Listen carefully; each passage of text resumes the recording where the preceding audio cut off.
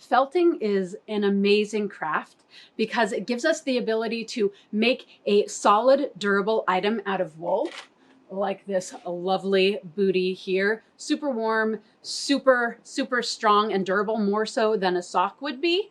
And it doesn't require me to spin the yarn and knit or weave it and then make it into a garment. I can go straight from the raw wool to my finished product with only one process, that process of felting.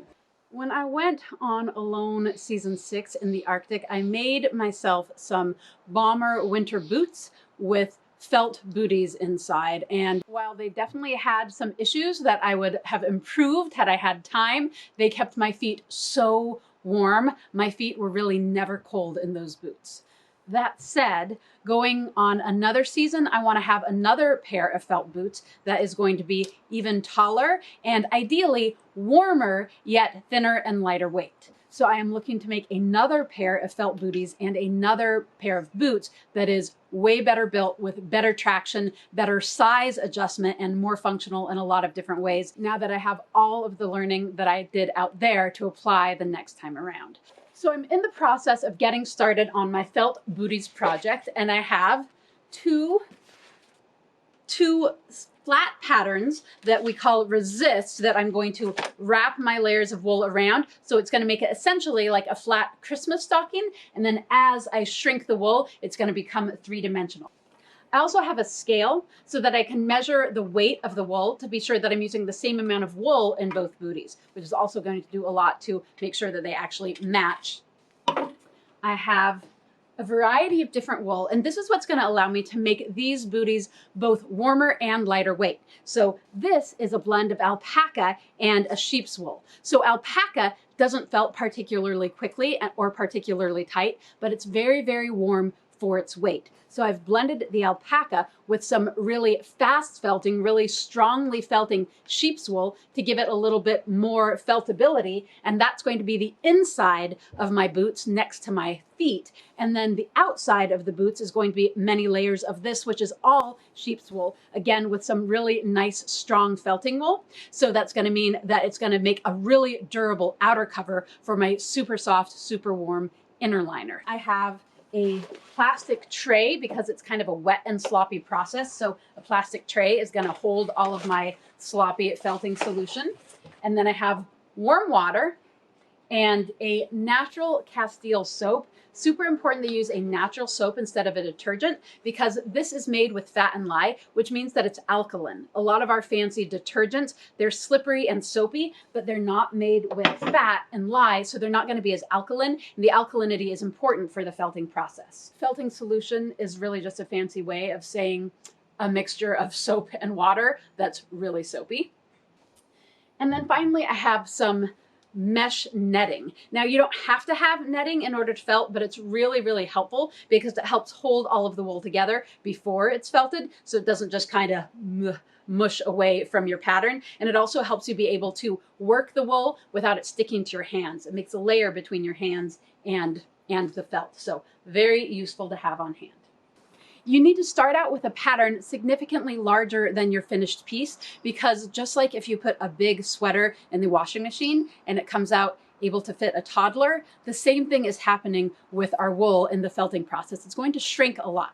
So here is an example of a pattern that I made using just a plastic tarp, which is thinner than this vinyl and really needed the reinforced edge. So you can see how I went around it all with duct tape to make that durable edge that I could feel. And this is the pattern that I used for making this here boot. So you can see the pattern is a good deal larger than the boot. All right, I have got two beautiful patterns all ready to go, nicely reinforced. And look at that, they're remarkably patriotic as well. It's just the colors that I had around. All right, so I'm going to put one on one tray and one on the other, both of them on top of the mesh netting. Felting is best with several layers of the wool all going different directions to one another. I did a quick little test swatch with some of the ends that I had trimmed off the top and it felted up dreamy. Super. It was really quick, and this is a really quick and dirty test swatch. I didn't measure it beforehand, but I just wanted to make sure that this combo worked well, and I'm very pleased. So now I'm going to start by laying those down beneath where the pattern goes, and then I'll place the pattern on top. I'll lift this up to show you. So see that? One nice even layer of wool. See how lovely and consistent that is? That is what we're after. And now I'm going to start the process of wrapping that first layer of wool around my pattern. So to do that, I need my felting solution, and I'm going to just moisten all of the felt directly underneath my pattern. I want it to be just underneath the pattern because I don't want to be wrapping wet, sloppy wool in the fold, because that's going to just pull away from my hands and pull apart and not make a nice consistent layer. So I'm going to wet little by little to make sure that I don't get it too wet and sloppy. And I'm going to be spraying just directly underneath the pattern. So I'm just going to be very careful, spread it out where it's needed, add a little more where it's too thin, and be uber conscientious in the laying out of my pattern. I work from the edge in, and that way I'm pushing it down as I go, and I'm not going to end up with kind of an air-filled lump in there that pushes the other side away from the pattern. All right, layer one of the first booty. Now I'm going to do the same thing for the second booty, and then I'll add my other layers. I'm going to do 2 layers of the alpaca fiber, and then I'm going to do probably 2 or more likely 3 layers of my wool blend. So they're going to be 5 layers thick. So good and so warm and cozy.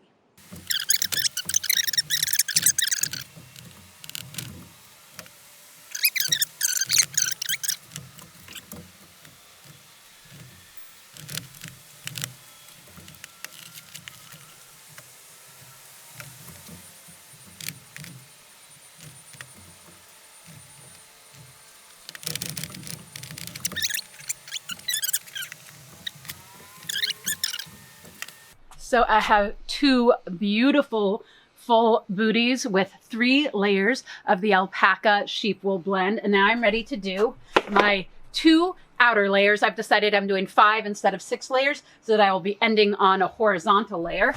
And I have my lovely dark and medium and white wool blends for this. So I'm going to look for 2 balls that are about the same.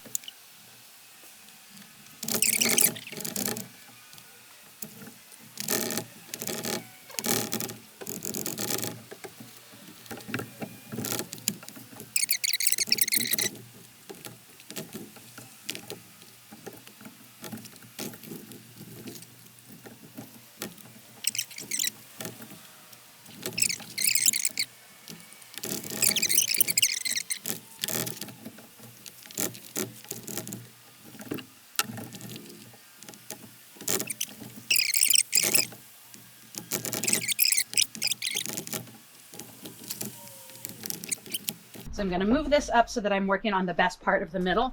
And now I am going to be actually starting the process of felting. Thus far, it has all just been the laying out, but now I'm starting to work the fibers so that I'm getting the little scales on those individual wool fibers to engage with one another.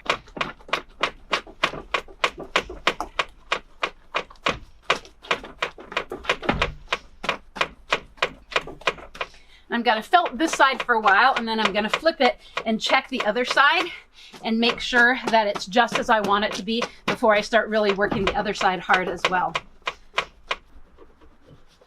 Then every so often, I'm going to be pulling the netting off so I can actually feel what's happening. And yeah, this is setting up really beautifully.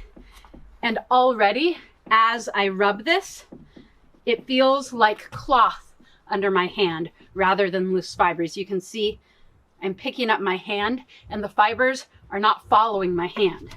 So that's a good sign. That's what I want to see.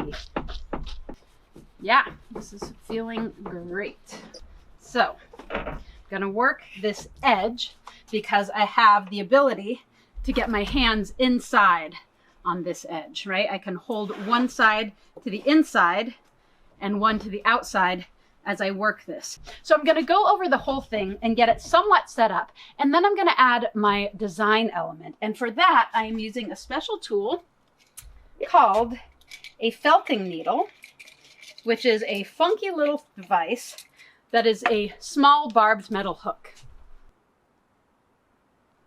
It's hard to see, but this has little barbs all over it. So when I poke it into my wool, it's grabbing the outer layer and pushing it through to the inner layer. So it's a really nice way to do fine work, to do repairs, to add new wool, to cover up holes. But just like with wet felting, it's hard to get wool to stick to finished felt, and it's really hard to get two layers of felt together. So the felting needle is an awesome way to do a design that's going to be a little bit more detailed than if I just laid wet wool into a design, and it's a way to make sure that the layers really bond. So here is the lovely wool that I was given by Michelle Finn from season 8 of Alone. She helps tend some sheep that live on a wild island off the coast of Maine. So not only is it special because I really connected with Michelle in the brief chance that I had to hang out with her, and obviously we've shared the Alone experience, which is kind of a big deal and quite bonding, but also because she is a fiber person, and so this wool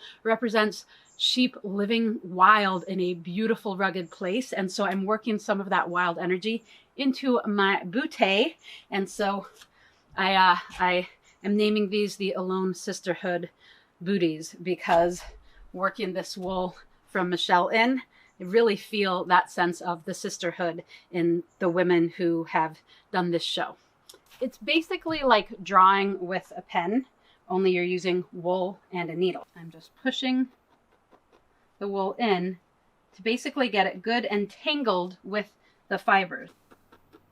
Nothing super technical about the felting needle. It is mostly just tangling the heck out of your wool to make something pretty. Okay, here is the other boot with its needle felted design in and the whole thing gone over, and it is pretty solidly felted. This sucker feels like one solid piece, and I'll show you the inside, which has the alpaca in there. So looking good. And then you can see the line right there where the wool from the outside folds around to the inside and makes that nice solid edge like I was after. So I just pulled the pattern out. You can see that the boot isn't any smaller than the pattern was yet. So it hasn't actually started shrinking yet. So the fibers coming together is what we call felting. And then the whole thing shrinking down, we call fulling. So once I am done felting and ready to start fulling, that is where using hot water is really, really helpful. Obviously, you need to be careful not to burn yourself by using too hot of water, but while it's really hot, it's a good time to work it really good. I am working this hard, using a lot of strength. That definitely makes a big difference. Again, the washboard helps, or there are things called special felting tools that kind of look like a drum carder, except that they are a washboard type surface. They're usually wooden, and then you can go over the tool with that so it's rigid and ribbed, which is really, really helpful for getting the shrinking and the shaping. But see, look at that, already a lot more foot shaped. All right. There you have it. That was some serious sweating and pounding and maybe a little bit of cussing, but check it out. These are exactly the boots I wanted. Finished warm winter bootay with alpaca wool in the middle and sheep wool on the outside, needle felted design and wet felted. And just for comparison, I want to hold this next to the other one that I have not yet fulled. So there we go. The felted but not fulled boot, looking like an enormous Christmas stocking, and the finished boot fulled. So check out that shrinkage, my friends. You got to work for it, but totally awesome. While felting is really a very repetitive process that doesn't look very complicated when you're just watching it, there are a lot of fine points and details that are really important in making it happen way beyond the scope of a short YouTube video. So for more information about actually carrying the whole project through and making your own felt booties, slippers, hats, vests, and so much more, check out my online classes and my online gatherings. A lot of good information there.